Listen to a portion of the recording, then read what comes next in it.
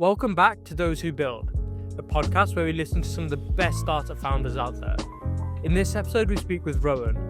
Rowan has gone from selling sweets to cars to now houses with his new startup, CASA. He is changing the real estate game. In this episode, we speak about how Rowan is a solo founder, and we understand the ups and downs, the positives and the negatives, and whether you should find a co-founder before beginning a startup. So, if you've ever thought about building your own company or startup, can you go it alone or do you need a co-founder? Listen along to find out. Hey man, how you doing? Alive and well. Long Friday, but alive and well. Nice stuff. Tell me, who are you and what are you building? My name is Rowan. I'm the founder of CASA. CASA is a prop tech software company that builds AI personal assistants for people involved in rental transactions. Sweet. Why are you building that? I have a bit of a background in real estate, and I think there's outsized opportunity ahead where vertical specific industries are concerned. And so the same way that humans have friends with different interests, and you might have a friend that's into football, you might have a friend that's into software, a friend that's into physics, whatever, AI is going to replicate human nature. And so it's not likely that there is this Jarvis-like outcome where we go to the single entity that is our source of truth. It's probably that we will associate certain products and certain companies with domain-specific knowledge. And so for us, it's about how can we capture that mind share to be the real estate expert for people, such that even when AI as a term is thrown away, they talk about that with regard to like the frontier paradox. Even when AI is no longer novel, we'll just say like, oh yeah, my real estate PA. And that is like a CASA PA. And so you're a solo founder? Yeah. Yeah. What's it like being a solo founder? Let me think. It's good. It's good. It comes with its pros and cons, right? It's a hard path. Obviously, I think you need really strong conviction in what you're doing, or you need a good support system, as they say. But at the same time, decisions get made much quicker. You know that the buck stops with you. There is this like opportunity, I suppose, to lead by example. Okay. So why did you decide to found CASA as a single founder? I think it can go one of two ways, right? I think there's people who are power obsessed and they think like, oh, like I'm going to build this $1 billion unicorn, whatever. And they're going out there in the pursuit of, I must have control. They have like a control issue. And that's not me. So to clarify, I knew I wanted to work in startups. I was deeply interested in like the hyper growth, venture backed avenue of things from about 17, 18, maybe earlier. I don't know. Just the concept of a really small team having large scale impact was interesting to me. And understanding the gain was something that I was into. So I knew I wanted to work on something that was growing like that. It's the reason that I ended up signing with Checkout, is that it was a scale up. Maybe it has problems that are just beyond what a startup would experience. And then there's also that stability. And then during that like exploration or those years of considering product-based startups, I, number one, would think about the strengths that I have. And number two, just be like, cool, if you find a rocket ship, get on. But if you also have super high conviction that you can build a rocket ship, knowing it's going to be really difficult, just build it. You know, like there's no point sitting around. If you really, really have conviction in the idea that you have, there's no point sitting around being like, oh, someone, the right fit has to come around. And like, that's just not me. Right. And so for me, there is crazy outsized opportunity ahead with regards to what I talked about of like vertical specific assistance in different fields. Yeah. Did you try to find a co-founder before you started with that? Did you follow the typical startup advice of finding a co-founder? It wasn't, I don't think I like co-founder dated. I encourage others to do that if their goal is to start a startup. For me, the goal is CASA. It was CASA. Like the industry was kind of locked in. The vague vision of how we can produce productivity gains and efficiency was also locked in. And so finding someone who resonates and complements both my understanding of the industry and my technical expertise was something that was like secondary, not top of mind. Like there were people I spoke to about the co-founder conversation. There were people, but you can't give someone conviction, right? Sure, you can get people behind a goal and you can align people. And I think that's what we've done today, but you can't from just an idea, grab someone for an industry that's kind of like archaic and doesn't innovate and a bit of a graveyard and tell them like, hey, by the way, the world's going to look so different in 10 years, right? Especially when they have like an illusion of opportunity and they feel like they can go work on 500 different things. And more often than not, I feel like these people won't work on different things. So was your worry of finding someone who would match your energy, or was your worry finding someone like, did you just want to get started today and Yeah. roll in a month's time? Like, what was the worry? Honestly, it's a quote that people say, and let me not butcher this, is like, we didn't do this because it was hard. We did this because we thought it was easy, right? And so like maybe it was arrogance, maybe it was naivety, but I'd look at my friends. Some of my friends are solo founders with founding teams, so Yeah. similar-ish position to where I'm at, and I'd be like, oh well, they had some domain expertise, they might have worked at like equally pedigree accomplished companies as Checkout or whatever, um, and they made it work, and like, oh well, I can make it work, right? And I didn't realize the magnitude of like actually building something cool, right? Yeah. Builders, we can all build shit. But like building stuff that is actually good is really hard. And maybe that was just oversight on my part. I just want to take a quick step back and understand CASA at the moment. What does a team look like? The team right now, as of last week, is 6 people, three, including myself, technical. So we can count me as a half, 2.5 technical. And then 3.5, whatever the maths is. Yeah, that's right. 3.5 on the like marketing ops side of things. And so working on our socials, working on our strategy moving forward on the consumer side, and then working on partnerships on the realtor and real estate agent side. Have you raised funding yet? Have you got first paying customers? Where are you at? We have like dabbled in revenue. So we did pre-orders for our first paid feature, which launched like week and a half, couple of weeks ago. Okay. Feedback's been decent. We think that feature can be fleshed out way further. So at present, it's just real-time notifications to give people a competitive edge when it comes to securing a rental. But I think with regard to fundraising, it's one of those things of like, as it stands today, being arrogant, we can say, oh, we're 2x better or 3x better than the incumbent process. But for us to be 10x better, it's probably going to be an uphill slog if we try to bootstrap it. Now, I still think it's possible, but we want to do that much faster, right? In the spirit of both just win and fail fast, right? If we are going to fail, let's fail fast. We're going to win, let's just win immediately. Like, there's no need to like, molly around and be like, oh, well, let's win Gibraltar. And then after we win Gibraltar, we can like, no, let's just win, Yeah. Okay. Cool. And so you're technical yourself, so you could go out and build this from scratch without anyone realistic. Yeah. That's a stretch. Could I? Yes. Yeah. Would I? Probably yes. That's arrogance, right? That is what it is. It's like you think you can do everything, but the greatest companies have been built by teams, not by individuals. The incentives, I think, are skewed with regards to people like Sam Altman and whatever saying that like, oh, there's going to be solo founder unicorns and whatever. And it's like, he wants that to be a message that is out there, right? I don't think we know his intentions behind what he's saying with that sort of thing. And I don't think in the short term that like AI assistants or whatever are strong enough to do that. I think there's too much problem solving involved in trying to build something at scale. So sure, I could build the tech, but like, would it actually become what we need it to become? Yeah. And that kind of makes sense. So for context, I run a startup and I've got a co-founder as well. And I bounce everything off my co-founder, like all my ideas, everything that he has or I've got, decisions we make, like obviously if it's small decisions, it doesn't matter. If the big company just changing decisions, that kind of thing, we kind of make them together. So Yeah. who's your sounding board then? I think with regards to product decisions, we talk about them as a team. With regards to strategy decisions, it is just me. But then I would argue that that's probably necessary in most majorly successful startups. At least it has been for the last 2 decades, right? If we look at the outside success stories of the last 20 years, generally everyone knows where the buck stops, right? Steve Jobs makes product decisions. Even if there is a product decision that impacted engineering, the decision would be driven by Steve Jobs's intuition. I don't think he's like this gold standard, but I'm just giving that as an example of like, you should know what direction you're going because that matters more than agreeing, right? It's like disagree and commit type thing. And so as it stands, who are the sounding board? If it's a long-term strategy like decision, it's both myself and like people I know in the real estate industry, in the startup world, and kind of just like fleshing out what the world will look like. So another thing that I know, the big thing for me is mental pressure from running a startup. It's not easy, not in the sense that it's just normally hard to do everything and like time and whatnot, all the other problems associated it. Yeah. But internally with yourself, like not having someone to like share your feelings with, not someone around the same exact situation with you, you're just alone most of the time, right? So Yeah. how does it mentally affect you?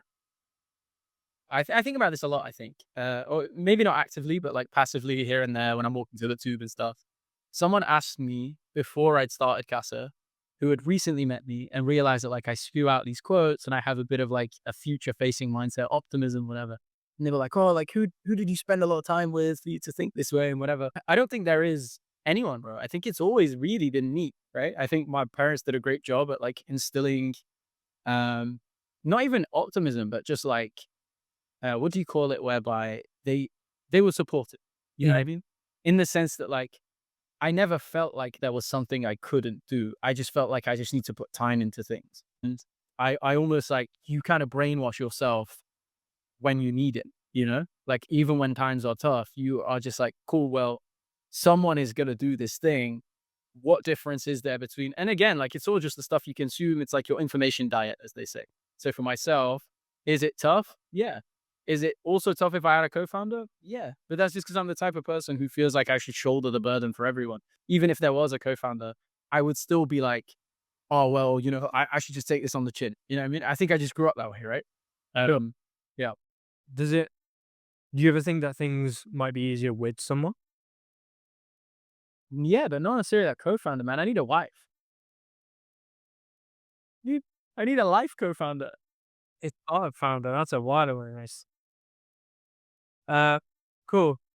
Tell me about some of the other benefits of maybe being a solo founder. And the reason why I asked this is because a lot of the barriers to entry for startups, like I see all the time, is finding a technical co-founder because the majority of people are always in the situation of finding a technical co-founder. Um, so you're obviously technical, so you're thinking in a different mindset of, let's say, someone who's like, okay, I thought of a product, I can't build this product. Crap, and you find someone who can go build it, right? But you're like, no, I can build it. How would you advise other people to think about it? Let's say they're non-technical, let's say they're technical. I think we can go down multiple different avenues with regard to considering this, right? Number one, probably in the very short term, everyone can become technical. Your idea isn't unique enough or deep enough that it actually matters, unless you're building like kernels or like writing your own compiler. No one cares. You know what I mean? You use Cursor. Like most people are building at the application layer. And so realistically, that edge is going away. Number two is you probably need to decide like, what kind of a founder are you? Are you commercial? Are you social? Are you good at having conversations? Are you good at understanding like the dynamics of your own business? Right. So for me, can I actually deal with real estate people? Can I actually deal with people who are looking for a place? Can I be the person who is the voice? Um, if the answer is no, then maybe I'm comfortable settling into a technical role and trying to find someone who's like a go-to-market leader or a sales leader or someone who can do that, and vice versa, right? I don't think it actually depends. And this is why I said earlier is like with the co-founder thing, it's about the strength of your skill set, not necessarily just your skill set. And so, sure, I was technical, but if I feel like my leadership skills are stronger than my technical skills, it makes more sense for me to seek a technical co-founder, even if I'm technical, right? If anything, now it's double as good because now both of us are technical co-founders. Yeah. Um, So you don't think having a co-founder is be all and end? no, but being a solo founder is harder. And anyone who wants to go into building startups and thinks they can do it solo needs to be aware that they are taking the hard path. And I've had that said to me multiple times by mentors where it's like, you're making your life harder by choice. What are some things that someone should be aware of then? It's really hard. It's harder than you think. It's way, way harder than you think. It's like, I remember just before the team was like slowly starting to build when it was like me and a single intern. I went to visit a friend who had a failed startup and they'd raised everything. And I remember he just started laughing, right? And I'm like bugging out. He started laughing. I'm like, why? He's like, you never thought it would be this hard, right? And I'm like, yeah. And he's like, see, this is what it's like. He's like, you know it will be hard, but you don't know it will be this hard. And like we say that quote a lot now. Like we'll be like, yeah, we knew it would be hard, but we didn't know it would be this hard, you know? And so like, yeah, like if you don't go into the solo thing, be like, oh, I don't need a co-founder. If you find someone who can align on the vision, if having someone to talk you out of bad decisions helps you get the conviction it takes to survive, then sure, that's fine. Or you can be really, really stubborn and really, really hardworking and fight uphill with this difficult path. And seemingly that works too, right? If we look at previous case studies of the last 2 decades, that's kind of a recipe as well. So, other than it being like immensely hard, other than that, is there any like examples of stories where you've been like, you really wish you've had someone? Um, the problem is, I think it's a unique advantage that we have, I suppose. And maybe this is naivety. Maybe I just think that it's an advantage. And if it is self-serving and it's been working thus far, is that most people in the prop tech space are either not technical enough to build something compelling, or they are not industry specific enough to understand where they fit in the value chain, right? So there's people who identify property and real estate as, oh, it's the world's biggest asset class. We're going to build crypto, this, blah, blah, blah, whatever. And then there's people who are like real estate experts, been in estate agency for 20, 25 years. They're coming from the status quo. And then they're like, oh, well, we'll outsource engineering to a team in India and we'll build like, and again, they just lose all their money. And so where we sit is like, have I ever thought, oh, it would be cool to have someone else? I think my brain has de facto assumed no one else exists, right? Like no one else exists that gets it. Even I look at like people who are adjacent to us or competitors or like similar in some sense. Maybe they're like headed towards the same direction. I look at them and I think the same thing. I think like, that's a bad decision. I disagree with your thoughts on what the ICP is and like what these people want. And like, it's all about the future vision thing. Finding someone who aligns on that is just, I just don't think it exists. Makes sense. What about some of the positives then? If you were to break down like some of the positives that you see compared to other people with startups or co-founders. The positives are the two main things that stand out, or like the first thing that stands out when you ask about that is, and I realized this after starting the company now with the team at where it's at, and maybe I realized this over the summer, is when I was at checkout, my manager did a really good job at just like saving us from the bullshit. And I realized that that's what being a manager is. Like his job is to like defend the team from all the corporate nonsense that we were around. His job is like, here's the North Star. Here's the thing you guys should care about. Meanwhile, behind the scenes, he's like war torn, scratches on his face, getting shat on every day and just not telling us it. And it's a similar thing being a solo founder. It's like, it's kind of a good thing for everyone involved because the team, everyone knows what they should be focusing on. It's much easier to get behind a single like North Star of this is what we're doing. This is how we're going to do it. And talking about that almost in stages, right? So I talked to the team about this is what we're doing today. This is what we're doing tomorrow. And this is what we're doing in the future. And so there is a world that exists in 3 months and there is a world that exists in 3 decades. And we need to make sure that we're around to be there for the 3 decades. It's way easier for me to frame it that way than to sit with someone and we're like pulling out blueprints and it's like, guys, look, like this is our, like, nah. And I think that's the biggest benefit of being a solo founder. Awesome. We've kind of touched this on already. I just want to like make it super concise. But other founders, other builders who want to get into, let's say they've got an idea of an app, let's go, they've got an idea of a product, like whatever it is, something they want to build. Do you recommend they go and find a co-founder first or go start building first, and then see if a co-founder comes later? See, there's do as I do and there's do as I say, right? I'm going to go do as I say. I think I'm much better at giving startup advice than acting on it, right? And so like I can give you all the like textbook advice, whatever. I'm sure I've consumed enough of the stuff, of the juice. Yeah, like I'm also a degenerate with regards to what I think we should be doing. And I also think we should like not consider the rules and kind of like, if building your own ground truth is necessary, do it and time will tell, right? It's not life or death. Worst case, we all live to tell another day. And so who cares? Just do what you think is right. But if you don't have that, like there needs to be a burning fire. And if finding someone to collect sticks around your idea and whatever, if that works, sure. So one thing I've seen work recently with a few co-founder friends, like maybe 2-3 companies, all of them now doing well, is find someone who you like to work with, i.e. the co-founder dating process, work on like a side project, work on consulting in the industry that you guys align on. So for example, you want to get into healthcare, you want to get into, I don't know, selling to car salesmen. Both of you have a background in car sales or something. Go to a car sales agency, tell them that you're going to build them any software they want for like dirt cheap, like whatever. Ideally, you guys can afford to live and you do it for free. Go in there, do that. Number one, you understand if you can work together. Number two, you can start to see, depending on how it resonates with that customer, whether this is something that can be super scalable. Mhm. That's fine. From what I've seen, the co-founder dating thing can take like 3 months anyway, just to find someone that you really, really like and you're both willing to quit your jobs and everything. Um, you're also kind of just pursuing something that you saw work as opposed to a calling. And if you romanticize like storytelling and the hero's journey and whatever, which I think maybe I do, there is also things where there is a calling, right? I met someone who's been trying to build super intelligence since 2011, right? He was at Google Brain. No one was talking about super intelligence in 2011, right? Maybe that he was part of the really small group that were.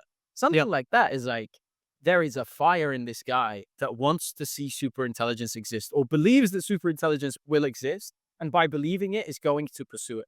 And he could be wrong. Maybe this whole AI thing is a scam, man. Who knows, right? Like, we all have opinions on it, but who knows? But him thinking that he's right is enough to have taken him. It's been over 10 years now. He's one of the leaders in the space as far as the public is concerned. And so it depends, it's totally up to you. You want to start a startup, you want to go about it the traditional way, do it. You think there's a calling, you think you can grunt it out long enough, you can do that too. But like, just know what cards you have. So why go against all the textbook advice? The fire. I have a pretty strong vision that I think is grounded in human nature. I think my beliefs around real estate Hmm. rely and they're based on what I've observed and kind of measurable data, right? You just want to go for it right now. Yeah, I mean, we can win, right? Who made the rules that you just can't win? Why does everyone think you have to do the like, oh well, win small before you win big? Just win. There's not one way of doing it. There's, Yeah. there's millions of different ways of doing the same thing. How do you approach funding as a startup founder, as a solo founder then? Mm. I think certain things have to work in your favor. And I think in general, with regard to fundraising, whether you're a solo founder, co-founders, whatever, you should probably be very organized. You probably should know that funding or external funding is right for you. Um, Again, it's super nuanced, right? Like some people will raise on safes from angels and that's sufficient. That's enough. That gets them to where they need to get to. Other people might have a really capital intensive project where you need lots of funding, right? So I have friends that at pre-seed have raised $10+ million, more than one company has done this, right? Irrespective of your age, of your background, of whatever, if you have a strong enough team, whether you're a solo founder, co-founder, pair, whatever, then you can do that. But it's like, pick the sport you want to play. That's the advice. Probably people are sick of hearing me say that. I'm sure I've said that both in public and in private many a time. But you can play ping pong, you can play pickleball, and you can play tennis, right? Yep. The main thing is don't play pickleball thinking that you are playing tennis. And you can be the best pickleball player in the world, but you're never going to be Serena Williams because she plays tennis. Like, just know yourself. As a solo founder, it's like, for me, I have experience in the domain. I have experience at a company where we're dealing with really high, like, throughput. And so if the solution is to operate globally at scale, at low cost, and deliver a service that is personalized to everyone, then who is better poised to take that opportunity whilst it's there? And that's all that fundraising is like strategically placing yourself where there is opportunity. Yeah, I know it is something that investors specifically say as a red flag for them is like, you must have two co-founders. At the end of the day, what people do forget a lot of times when it comes to startup raising, it's as much as the investor's opportunity to invest in us as founders as it is to get for founders to get their money. They stand a shit ton of money. So maybe they're not the right partners for you. Awesome. I think there's been some really cool advice there. I've got a couple things to wrap up. If people out there listening, how can they support you? What do you need? What we need is introductions to anyone who you know in the real estate industry, just because maybe we can kind of validate our own conviction and hypothesis as it stands today. Number two is try out our AI personal assistants. And so using .casa will redirect you. So using .casa will take you to our website. From there, you can check it out. It's totally free to use. The AI personal assistant works nationwide in the UK. It notifies you in real time of any property that's perfect for you. So you just say in natural language what you want, and anytime that something comes up, we make you aware so that you can act first.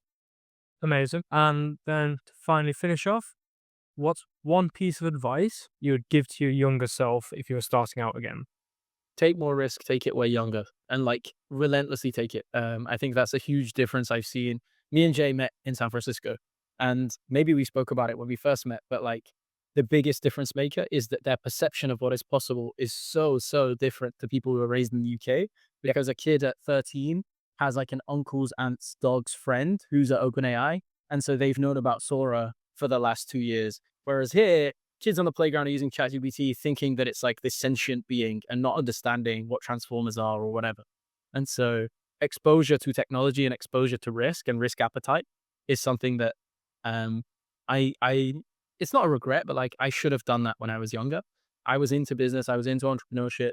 I'd sold sneakers, I'd sold cars, I'd sold sweets. I'd like been through the whole entrepreneurial journey, which I think is pretty common in the UK, but I hadn't been through the whole degenerate journey of like just like do something really, really big and really difficult, even if it's silly, right? Build a mobile app that is like high-fiving dogs when you walk past them in the street and it has a counter on it or something, but just try and get that to 1 million users. Because if you're trying to get something stupid really big, it's not going to be that difficult to get something smart really big. Yeah, I think I agree completely. It's something that I look at myself as well. Sold similar stuff, did similar things, but yeah, never had that same risk appetite. Well, Ronan, it's been awesome. Thanks for coming on, and I wish you all the Sure, best. man. Cool. Thank you so much. Thanks for having me.